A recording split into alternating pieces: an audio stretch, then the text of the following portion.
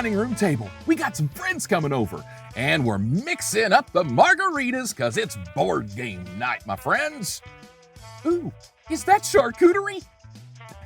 In previous episodes, we've looked at American presidential party politics to examine how we got here. We talked about the early 20th century and Franklin Roosevelt's New Deal and how it saved America. We also heard about the raw deal Henry A. Wallace got from the Democratic Party and how Truman screwed Democratic politics for the next 80 years. Coming up in the progress of board games, let's look at some of those events through the lens of our favorite childhood pastimes. It matters, folks. You see, Americans have been gaslit and brainwashed against progressive policies for well over a century. We'll find out how Teddy Roosevelt effectively ended Republican progressivism, how the Democratic establishment ended Democratic progressivism and Henry A. Wallace, and how both parties have done whatever it has taken throughout history to make sure we, the people, believe that progressive policies, progressive candidates, and a progressive party is Red Scare commie socialism. It sounds just as silly as when they say it. Spoilers, this one's about democratic socialism, y'all. And welcome to the podcast.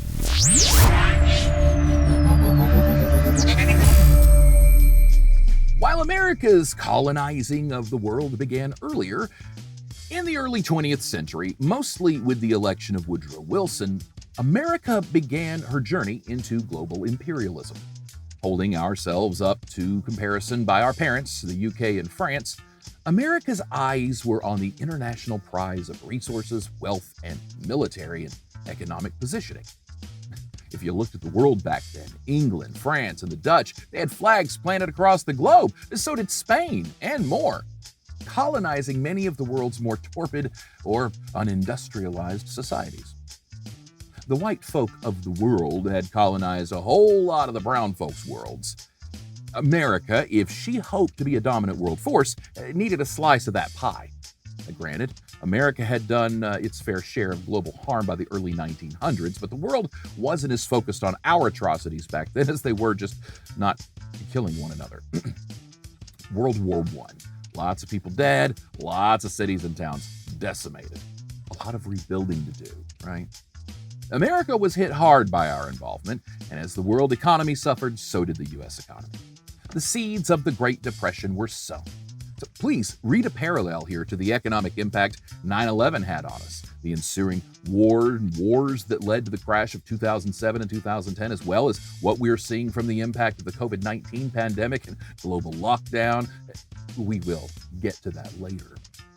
By the time the 1930s rolled around, a lot of water flowed under our bridge, and Americans, bearing the brunt of a full-scale global war abroad just 2 decades earlier, they were left disinterested in joining another fight that wasn't an attack on us, specifically, see Pearl Harbor. Like we discussed in the Party Crasher series, in the early 1930s, Americans had had enough of Republican Herbert Hoover's tired policies, which drove the nation further into despair. Granted, the policies weren't all Hoover's, think Calvin Coolidge and Warren G. Harding for the crash too, but the Republican platform back then, as it is now, wasn't friendly to the American worker. America back then was different socially, culturally, and politically. Americans weren't as wealthy as we are by today's standards, walking around with a $1,000 phone in our pockets. Or they weren't in the kind of debt we are today. Back then, work hard, save your money, get that promotion, retire. It was a cycle. And it was a cycle that seemed to work for some. And that cycle was disrupted by the American dream of imperialism. Every resource used abroad was taken from the mouths here at home, many believed, as they do now. So when the economy goes bust, as it almost always does under conservative rule, America was ill-prepared, still rebounding from a decimating world war, the first one. In 1932, America did what America does in times of struggle. We elected a Democrat to fix it all. And it was a landslide, a mandate against conservatism and republicanism that nearly destroyed our country. And so, Franklin Delano Roosevelt became our 33rd U.S. president. FDR was elected by the American people dominatingly for an unprecedented 4 terms. George Washington even warned of term limits to ensure America would never be a dictatorship or lose her democracy. Still, Americans chose one man 4 times to lead them out of the Great Depression and out of World War II. What did he do to lead? Well, look no further than the New Deal. Because the man understood that by putting some things in the free market, like health, education, energy, infrastructure, and opportunity, American capitalism would bleed itself dry. So if you turn your electricity in the southeastern United States on, well, thank TVA for that and thank FDR. And thank democratic socialism. The fact is simple. America's best days, if we ever skewed close to greatness, the implementations that made us great in the first place, hypothetically, were laid out by Democrats and by democratic socialists. If we've ever been great, it was during this period, right? I mean, if you don't count the rampant racism, sexism, homophobia, xenophobia, of course. But that's just America, right? The New Deal was textbook democratic socialism. And I'm not sure anyone would be fool enough to argue the importance of the New Deal on America, Americans, and the world. Why, many nations have taken the elements FDR put in place and incorporated them into their own democracies, just as he borrowed from others for his plan. It was the New Deal that brought Americans to work. Hoover, as we discussed, begged and pleaded with the corporations and big business leaders to not shut down plants and cut jobs. Still, fearing the impending crash and more concerned with profit margins, America's corporate oligarchy brought upon the crash themselves just as much as anything else. When you make it so that people can't spend money, people don't spend money. People don't spend money, well, crash. This economy is dependent on spending, consuming, and disposing so we can spend and consume again. Do you know how many times I bought Pearl Jam's 10? These jobs that were lost thrust us into poverty, most of the country. It was the Great Depression for a reason. These were sad times. People in bread lines begging for food. Look, these weren't your stereotypes either. I'm telling you, back in this period, even the most proud conservative would have had their hand out begging for help and taking what they could get. To say times were hard, we just can't fathom. We've come close, but we haven't gotten there yet. Roosevelt brought jobs back to the American working class. His exponential expansion of the federal government brought many programs to the American people. And those programs brought jobs, government jobs, good pay, good benefits, often better than the corporations would offer. Those jobs made better roads, which brought more factories and more businesses. And things could slowly turn around. These programs were the kind the anti-federalists probably would have turned their noses at. Or would they? America had grown by leaps and bounds, after all. The boom from Reconstruction to the Second World War really took its toll on America. Growing pains. And no, we don't need Kirk Cameron for anything. America's economy ebbed and flowed and crashed and was quote-unquote saved by the Federal Reserve Act, or so we thought, but crashed again less than 20 years later. Something had to be done to accommodate for a new country growing up way too fast. Whatever it was, it had to be outside the box. Franklin Delano Roosevelt, our 33rd president, was, whether he wanted the label or not, a democratic socialist. His policies, the ones that not only saved America but shaped America, were far broader reaching than anything on the Democratic debate stage and even in recent years. Democratic socialism, y'all, is different than socialism. Just like free market economics is far removed from capitalism run amok as we see in America today. With deregulated capitalism, we see what we have. Socialism for the very wealthy, it works for them. They fight for it. They spend billions to keep gazillions. The wealthy adore socialism. They bathe and bask in it. They swim in it like Scrooge McDuck. And socialism is the only reason the wealthiest of the wealthy people we have today exist, because they've suckled at the teat of the hardworking Americans for nearly a century. When you hear Terms like stolen wealth, hoarded wealth, or robbed of prosperity, this is what that means. This isn't a political position. It's purely philosophical. It's ethical. A moral dilemma, if you will.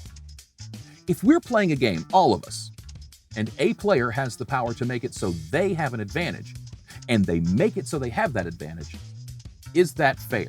Before you answer, I'm asking if it's fair to everyone. I mean, this is a game and everybody's involved, right? It can't benefit just a few players. What's the point in everyone else playing? If the game is rigged to ensure that some players never get to win, or that it's just a lot harder for those players to win, how easy do you think it's going to be to find other players to play your game? And there's a strange psychology to some folks, you've met them all. They're all for the exploitation of others, even if it means they too will be exploited. So long as they think they have a chance of one day being the one who gets to exploit others. Look, because I know that pausing and rewinding is a son of a bitch on these things, I'm going to say that one more time for you so it sinks in. There are some people who are all for the exploitation of others, even if it means they too will be exploited, so long as they are convinced that they have a chance of one day being the one who gets to exploit others. I suppose my first warning to you is this. Can you ever truly trust this person? Do you want to be playing a game with this person? It might come to pass that they never turn on you. However, the instinct in nature is there. The want is there. They already look down on you in some manner, as less than them, if nothing more than simply less worthy of victory. Competition in our society is a strange and fascinating phenomenon. It's sort of like that power can go either way, one of those Goldilocks traits. Just enough and you can be the best at whatever it is you do. Too much and you're toxic and problematic. Not enough and you're just mediocre. I released a lot of my competitiveness through deconstructing my culture of cultism. The things that once mattered to me, when a little bit more light was shed on it, don't seem all that important at all. The cult of sports and competitiveness doesn't always bring out the best in us.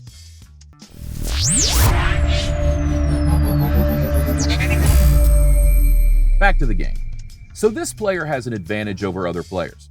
Some might ask, is that advantage legally obtained within the rules? Let's say it is. Does that make it fair?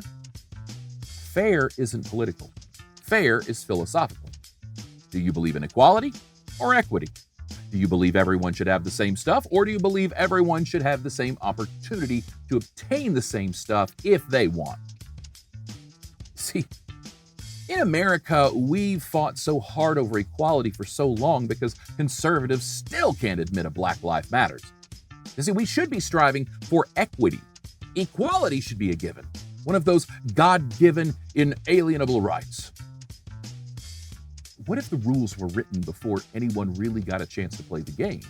To see how it might play out. Rules were just written down and everyone abides by them. If the game designer's rules were written before they could really have a concept of how games might evolve and how others might play the game, or look, if you have older siblings and understand house rules, certainly you can quickly see the wibbly-wobbly moral dilemma quandary. When we begin trying to change the rules and justify that to suit our own interests, well, those rules just sort of become guidelines for some and rules for others.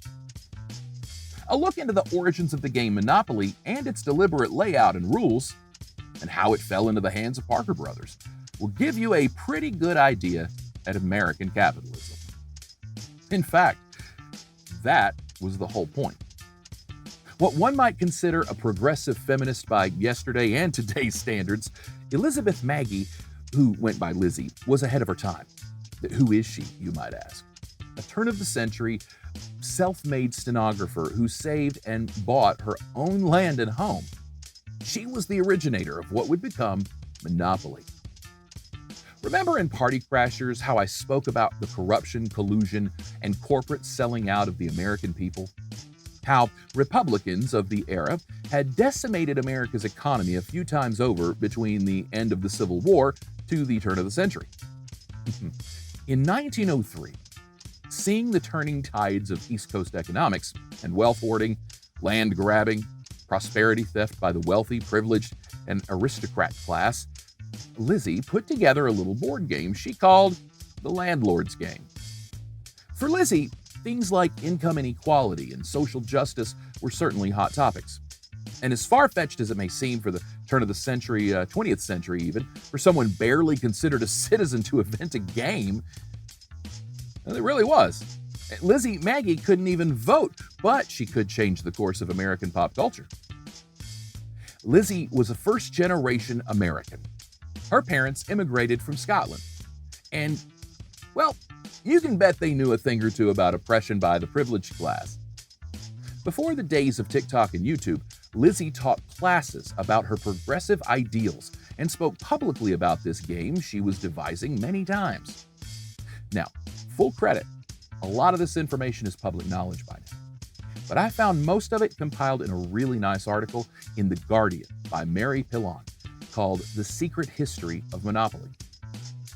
In her story, she's drawing the line that the game of Monopoly is very progressive in origin. And she's right. In the article, there are several quotes that Lizzie gave to a political publication about the game she created, and it sums it up nicely. It's a practical demonstration of the present system of land grabbing with its usual outcomes and consequences. It might have well been called the game of life, as it contains all the elements of success and failure in the real world. And the object is the same as the human race in general seems to have. For example, the accumulation of wealth. The game of life, by the way, wouldn't be invented until about 25 years after Monopoly hit shelves. The article lays it out nicely, and I encourage a read. Just know that the similarities between the Landlord's Game and Monopoly were like Under Pressure and Ice Ice Baby. No, mine goes dun dun dun dun dun dun dun. From game pieces, fake money, the bank, go to jail, taxes, loans from the bank and other players. And in fact, hers was one of the first games to circle the board. Most board games, you advanced toward a straight line of progress, you know? In a moment, I'll tell you why you don't know the name Lizzie Maggie today and instead only know of Parker Brothers. That's all thanks to a musky fella named Charles Darrow, whom you might have heard of.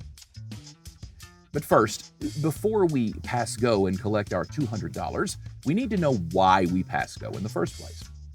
And to know Lizzie means you have to know Henry George. George was an economist and journalist for most of his life.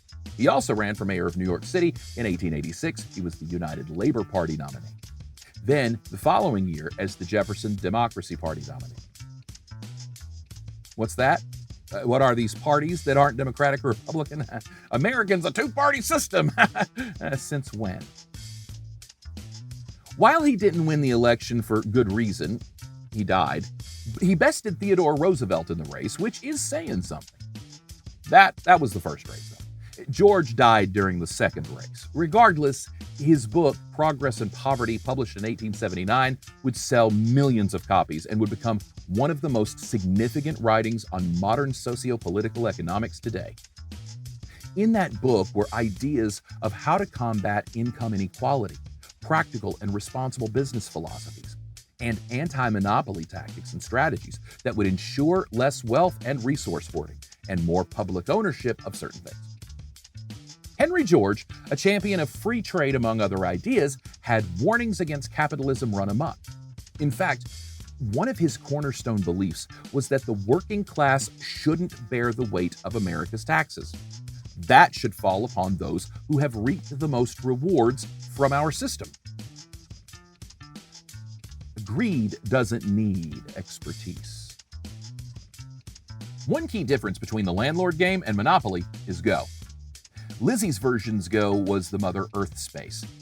There was a globe, and Henry George was sort of honored. On the space held the phrase, "Labor upon Mother Earth produces wages." Oh, As America goes with wage stagnation, you got $100 in Lizzie's version. 120 years and only $100 more. Shake my damn head. Now, before we find out about how Monopoly got into the hands of Parker Brothers, let's look at a few more differences. In the landlord's game, you could rent or buy houses on either side of the railroads. Absolute necessity spaces were where you picked up bread and shelter.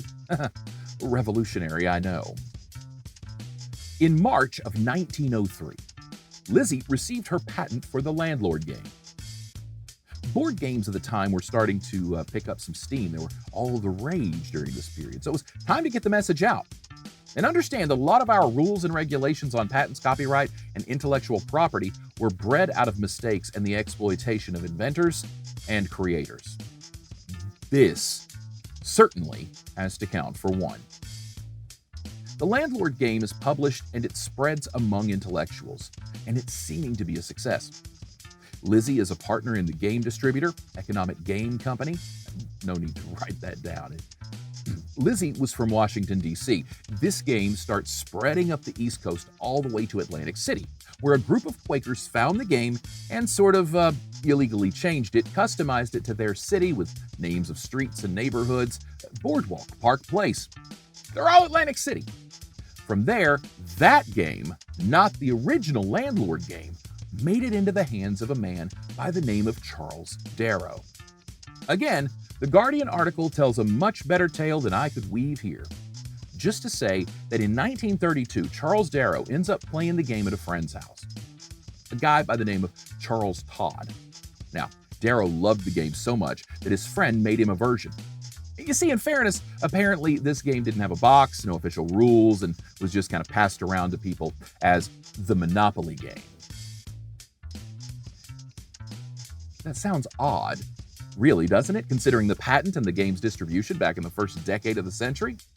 Well, who keeps up with this sort of thing after all, right? Back then, anyway.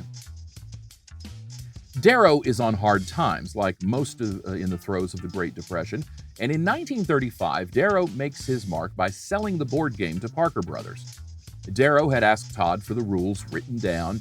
Remember that Charles Todd introduced Darrow to the game, made Darrow's version of the game, and taught Darrow the rules of the game.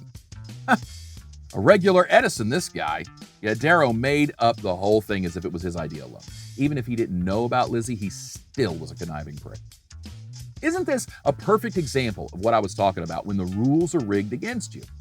Here's Darrow making bank off his board game that was invented and patented 30 plus years prior. Parker Brothers did what corporations do. They swindled Lizzie out of her claim to the game for a paltry $500. She thought they were licensing her game for distribution. Her passion project, her blood, sweat, and tears, and distributing that was her dream. But in fact, Parker Brothers buried her game, buried her dream, slapped Monopoly on the cover of Darrow's carbon copy version of the game, made the space London theme instead of Atlantic City, apparently to get away from the Quakers version, which is what most people play today. And then, Parker Brothers went about their way, making millions, leaving the sole creator of the game with virtually nothing to show for it. Parker Brothers doesn't acknowledge Lizzie Magie still. Lizzie died in 1948, a childless widow. The only child she birthed into this world has caused more than her fair share of sibling spats. One school of thought might suggest that Darrow did his American duty to seize an opportunity and capitalized on it. Capitalism. Another school of thought might suggest that the facts don't lie, even if circumstance might skew perspective, and skewed perspective is history written. As in, some might value a system that acknowledges the creator and contributor of the thing, given its popularity and lasting legacy of this intellectual property on all of our lives. A system that compensated that creator accordingly would be preferable.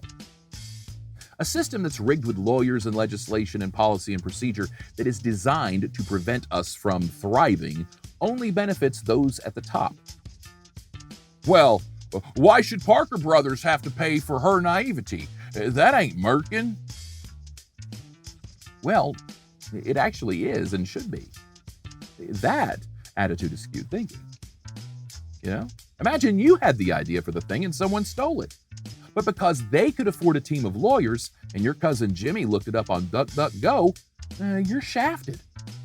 Some just don't see it that way. Their lack of empathetic reasoning. That's due a lot to cultism. And I ask you, who really wants to play a game with someone who isn't even concerned with their own best interests? So, do we think that even if a player has the ability to rig the game in their favor, should they? How about a system that fairly represented Lizzie May? A system that provided her adequate legal counsel and fair negotiations for the rights to what Parker Brothers and Darrow would profit greatly from.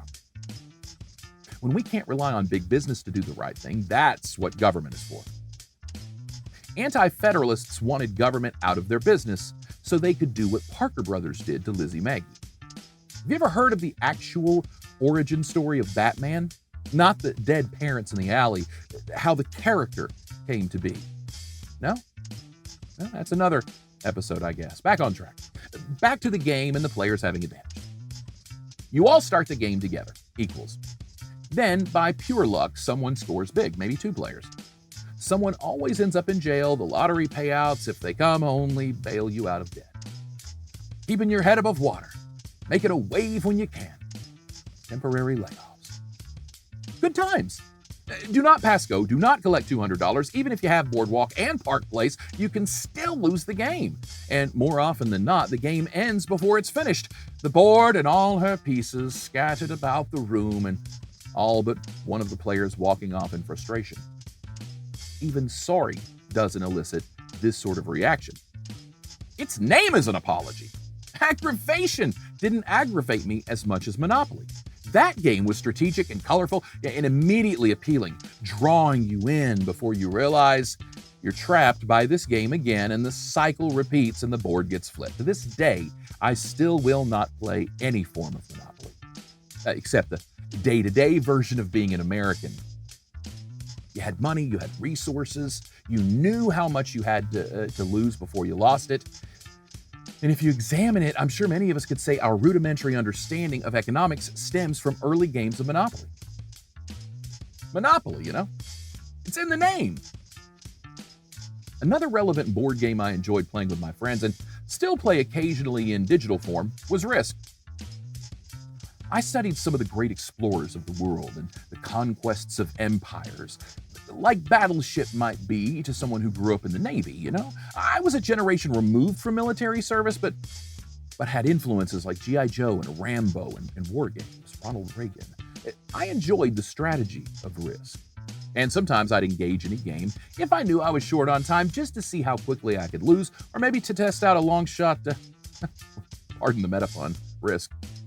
Regardless, many games of Risk ended similarly to Monopoly, in some cases maybe a little more respectfully, but Risk was a game of little resource, maximum strategy, and a goal of complete domination. Little resource, I say, and the fact that the game never fully captured the true cost of its premise, a lesson that could have well served a generation better.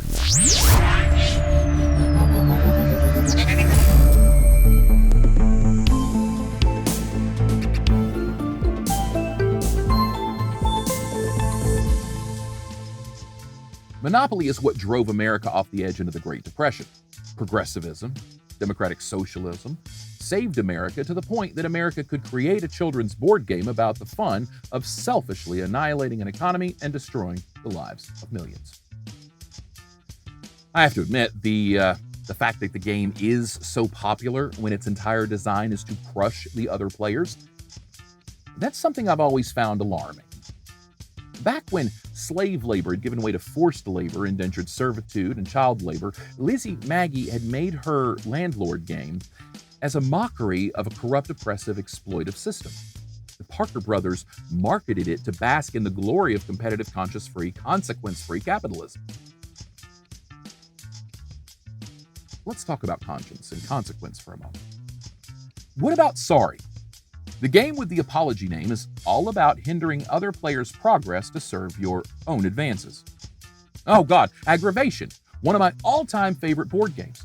I used to play that with my granny on the dining room table when she didn't have a puzzle going, and Well, then it was the kitchen thing. But look, that woman, for all her holy rolling, praying, and telling me I was going to hell, was a brutal and vicious competitor in the aggravation arena. Now, maybe that's why God didn't give her a peaceful exit. You know what I'm saying? Like, maybe it was like perfect, except for this aggravation game thing. But I'm telling you, in aggravation, you got to get your marbles all the way across the board to your home base before anyone else. The point of it, thus the name, is getting so far and someone rolling the die to hit your space and bumping you back to start. The thing is, sometimes you have no other moves. Your only option is to hinder someone else's advancement. Sometimes, though, there are other moves on the board, and it's deliberate. Granny and Uno, that feeling when you make them draw 10. Without being judgy, it's just to say that the manner in which we treat others, even in good nature and fun times, matters. It should. Risk is everything that founded and grew America. Risk is America's foreign policy. Risk since the late 19th century really is the other game America's been playing. From the regime changes in the Middle East to the early to mid 20th centuries that built the terrorist organizations that we all know by name today, to the growth and expansion of America's military and the might in nations that really never wanted us there, we've replaced world leaders with others who supported our ideals a little more until they didn't anymore. We've replaced world leaders with others who had dangerously authoritarian ideals. That's right, folks. See, in the game of risk, sometimes you trade off a less important country to your crazy buddy for strategic purposes. Monopoly at home, risk abroad. The argument against straightforward, unregulated or deregulated capitalism is simple. Monopoly and risk are two different board games. America's tried playing them both simultaneously using Monopoly's money as currency. And yes, it goes back to Nixon taking the U.S. off the gold standard, without going down any conspiracy theory rabbit holes. Inarguably, that was a moment that was a turning point for American economics. But the American working class is playing a different game, the game of life. There are no monopolies or conquests of nations because nobody makes it to those other games, because nobody makes it to retirement without landing on have another baby. It's just a bunch of moms and dads spinning their wheels, chasing careers, changing careers, going into debt, and having to go to night school. Now, the issue is America's playing risk but using life's money and barely a little bit of monopolies, but only the loser's money. Now, everyone avoids the have another fucking baby space because who can afford to? It seems like the answer to low birth rates might be to make it so that good people can afford to have a big family. The fact is, capitalism run amok, as I call it, left unchecked, has roughly a century lifespan. When war is for profit, health and well-being is for profit. When security and safety are for profit. When education and learning are for profit. When religion is for profit. When the legal system is for profit and the prisons are for profit and the banking system goes unregulated and industry dictates the terms of their stay. Eventually, resources run dry. The workforce is disabled and feels as so many do today that if you can't make ends meet working a full-time job, what's the point? When people are so sick they go to work because they can't afford a sick day, beginning an epidemic of the flu that costs innumerable resources. And that was before COVID. And it still goes on after the pandemic, after a lockdown. We learned nothing. There's a ripple effect to every action. Capitalism encourages denial of fact and ignoring of consequence. It's simply a bottom line philosophy. I believe we're seeing the end of the lifespan of capitalism before our very eyes. A workforce cannot be treated the way America's has for the last 5 or 6 decades and expect to flourish. And as the American working class withers, so withers the wealthy. The wealthy are the last to see it, for their resources are so bountiful they cannot see the mass deforestation for the lush beauty of their own backyards. America's economy is like a grand-scale pyramid scheme. It's like, we're all just here buying their soap. And then, if we want the chance to make more money, we have to get more people to buy the soap. and buy a membership to the soap company so we can get all kinds of discounts on more soap and other soap stuff. But the soap just washes off and you're left with nothing tangible to show for all that money you've spent. Literally down the drain. However, there's an NBA arena named after a soap company. And that's the American way. Between wage stagnation and the devaluation of labor, the busting up of labor unions, and stamping out of legislation designed to protect the American worker, America's workforce, the actual people who vote, the coders, the waitresses, the church secretaries and nurses, and teachers, and sanitation workers, and farmers and drivers, and managers and salespeople, and repair technicians and plumbers, hairstylists and actors, and, well, spoilers, it's all of us. Everyone who has to work for a living, regardless of party or religion or race or any other dividing label. The only thing that unites us is where we are on a personal catastrophe basis. We are all of one personal catastrophe away from personal ruin. That unites us. For some, it's in insufficient funds at their bank. They get a $35 charge as they float checks. You know that feeling when you're waiting at the checkout line, waiting for the card to show that word, approved? The stress you feel even if you have money? The American working class is struggling right now, and it's because of America's betrayal of progressive values, the ones that cemented her foundation. And I've talked about it, how that for years the Democratic Party has been split into two factions, a more conservative Democrat, a more progressive leftist. And many conservative Democrats still enjoy suckling at the teat of lobbying and special interests. They value their power and position enough not to fight against campaign finance reform to get money out of politics. Now, you won't see a conservative Republican anywhere near that discussion. And while many shut down the idea of a Democratic socialist atop the Democratic ticket, it's only out of ignorance, fear, or a corrupt complacency in the status quo. Because every learned American knows that FDR and the New Deal was the salvation of America and Americans. And many Democrats know that progressive policy is not socialism. After all, Americans before the brainwashing, thanks Truman, elected a progressive to serve 16 years as our president. Think about that. Had Roosevelt lived, not only would he have spared us Truman, but he would have served as president for 16 years. Americans voted for that. Americans voted and chose progressivism by a landslide and a mandate repeatedly. It was the elite, power-hungry top of the party, those elite that knew giving power to the people would spell the undoing of their political and personal aspirations. Now, what many don't know, thanks to 3/4 of a century of indoctrination, brainwashing, and gaslighting, is that we have democratic socialism, progressivism, to thank for just about everything we have in this country today. So why is this movement that was so widely supported with such excitement in the 1930s and 40s met with such vitriol and skepticism today? By Roosevelt's third term, his Democratic opponent in the primary and his two-term reluctant vice president, the conservative Texas Democrat Cactus Jack Garner, had opposed a lot of FDR's tactics rather publicly, so he was replaced with someone more in line with FDR's progressive vision. Henry A. Wallace was selected to run with FDR as an eventual heir apparent. A farmer and son of the former U.S. Secretary of Agriculture, Wallace was born in Iowa, smack dab in America's heartland. Beside FDR, who was a mainline Democrat for most of his career, Wallace was one of the most significant figures of America's political progressive movement. As we covered more in episode 4 of the Party Crashers series, our agricultural position in the world today and how the VP office is handled is thanks to Henry A. Wallace. Episode 4 of Party Crashers covers this quite a bit, so refer back to that episode for more details.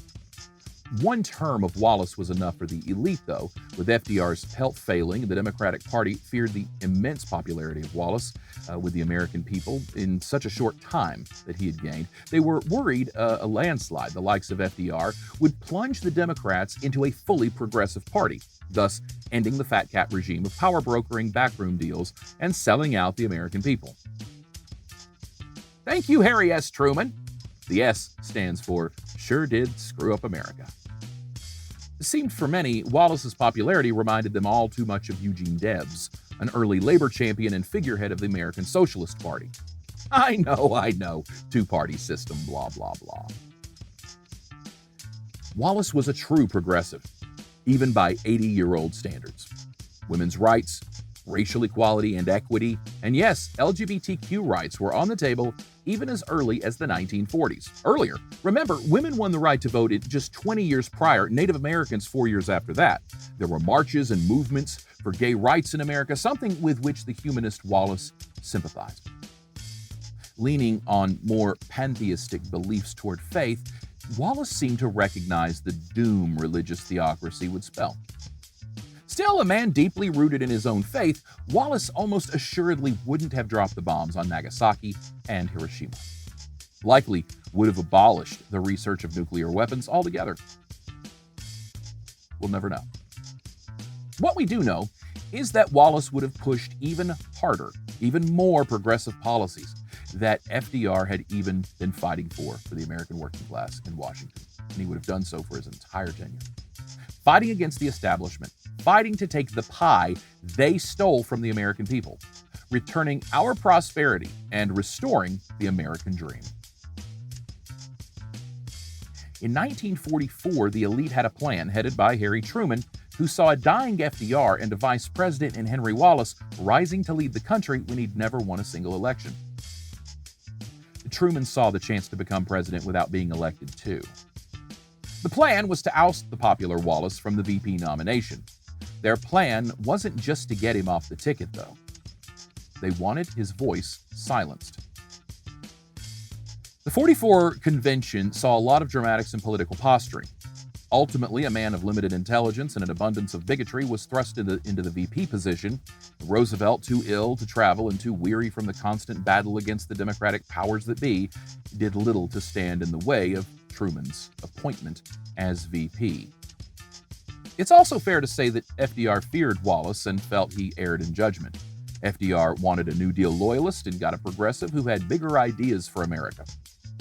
Truman saw Wallace as a threat because Wallace wasn't a politician, and Truman held a chip on his shoulder for that. That Wallace, whom he regarded as a friend, would become the President of the United States without ever having really earned it by political standards. For the establishment, he was a threat because Wallace was an empowering example to every American that the working man could succeed in Washington. That nice guys can finish. Not so fast. Wallace was far left even for Roosevelt. FDR was not going to make his last stand Henry A. Wallace. And having won the ability to pick his VP just a couple of terms earlier, FDR made his choice, bowing to massive political pressure from the establishment who opposed him most of his way. In the 1948 election, with American nationalism cemented firmly in place, Truman's bloviating, boastful identity for America was also firmly the standard.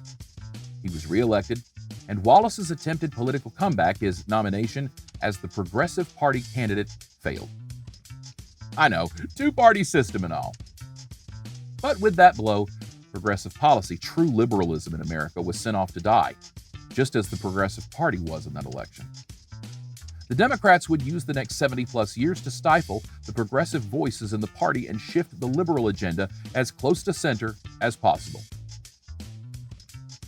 So if he was popular with the people and progressive policies worked, then what, besides the swamp politicking, might you ask, was the nail in Wallace's political coffin? Labor. Wallace was a strong supporter of America's labor unions and the workforce. Wallace was a fighter for the American people. Those fighting for big business, imperialism, and nationalism, read bigotry, wouldn't have their America with a progressive running the show, much less some goofy dude into weird religions. Meanwhile, the American worker has seen their rights solely diminished, their influence completely removed from the political process. Unions have been dissolved, right-to-work states have multiplied, and wages, jobs, and education training have all suffered for decades as a result of the for-profit exploitation of the American working class under the oppressive thumb of capitalism run amok. Okay, that was the 40s. If it isn't that bad and progressivism is as good as you say, Josh, why can't we have a progressive Democratic Socialist elected? Because you're convinced they're not electable. In 2020, the Democratic primary buzz phrase was electability. This isn't in terms of age, sexuality, gender, race, or experience. Electability is used as an attack and political microaggression toward the progressive candidate in the race. These terms, buzzwords, they're floated about to weasel their way into your brain so that when you're at the polls, maybe before you push that button, you're reminded that voting for a socialist is un-American. But don't believe me. Research the mind control studies of the early 20th century and compare them to what we see in political coverage, political talking points, and the media as a whole. All media. For years, progressivism was the label chosen. Smacking the socialism label on it is pure sociological, political gaslighting at its worst. Say it enough times and it becomes true. Now Americans have no issue categorizing a progressive as a socialist, even when they lack the academic credentials to understand the difference between communism, socialism, capitalism, and democratic socialism. I'm going to get into these more in the next few episodes as I continue to break down how our socio-political economic ideals are not only formed out of cultism, but also how those ideals impact us and those around us. I want to leave you with two ideas. First, a quote from President Truman. While admitting he wouldn't tolerate a Hitler victory, Truman said of our involvement in Europe, quote, "If we see Germany as winning, we ought to help Russia. And if Russia's winning, we ought to help Germany. And that way, let them kill as many as possible."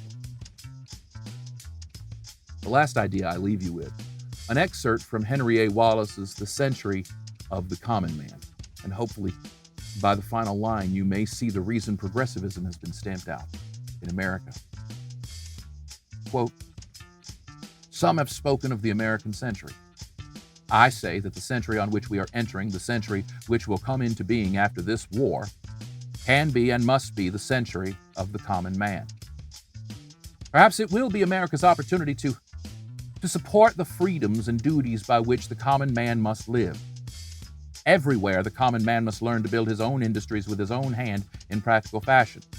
Everywhere, the common man must learn to increase his productivity so that he and his children can eventually pay to the world community all that they have received. No nation will have the God-given right to exploit other nations. Older nations will have the privilege to help younger nations get started on the path to industrialization. But there must be neither military nor economic imperialism." We who live in the United States may think there is nothing very revolutionary about freedom of religion, freedom of expression, and freedom from the fear of secret police. But when we begin to think about the significance of freedom from want for the average man, then we know that the revolution of the past 150 years has not been completed, either here in the United States or in any other nation in the world. We know that this revolution cannot stop until freedom from want has been attained. There is a gravity to knowing America made a choice, and Americans voted for that choice, but the choice wasn't clear and the decision wasn't in full disclosure. This was a game rigged against us in their favor, the same way both parties have done over and over and over again. This was the same way the game was rigged in 2016 against Bernie Sanders, and the system swung toward Joe Biden in 2020 after he entered the primary to Truman Bernie's chances, offering a moderate Democrat to appeal to center. But Joe Biden never appealed to center except in how he voted. He caved and negotiated nothing as vice president. But America voted for him because America was scared of success and fascism. Americans voted for Wallace in 1940, but Truman would conspire to deny the American people the choice again in 1944. The Democrats sold their soul for political posturing, power, and influence. It wasn't the first time. Won't be the last. It's true that Truman did some good during his term. It's hard to serve 4 years and not do something decent. I believe Truman is no hero to the American people, and I'm always bothered when people see him that way.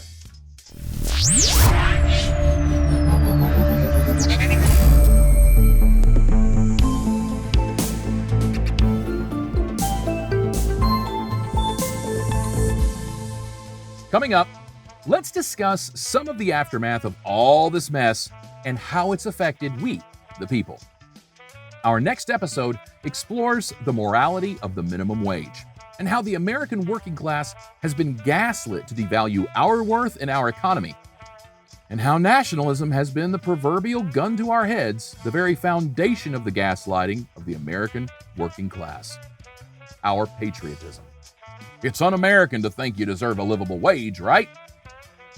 It's all about the American working class in the next few episodes as we deconstruct a culture of cultism. Thank you so much for joining me and learning together. This is how we grow. Like this video and my others, please. Share them, subscribe here, and everywhere else.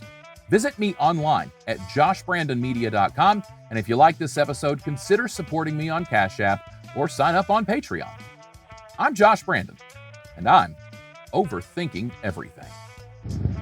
It is my belief that every freedom, every right, every privilege has its price, its corresponding duty, without which it cannot be enjoyed.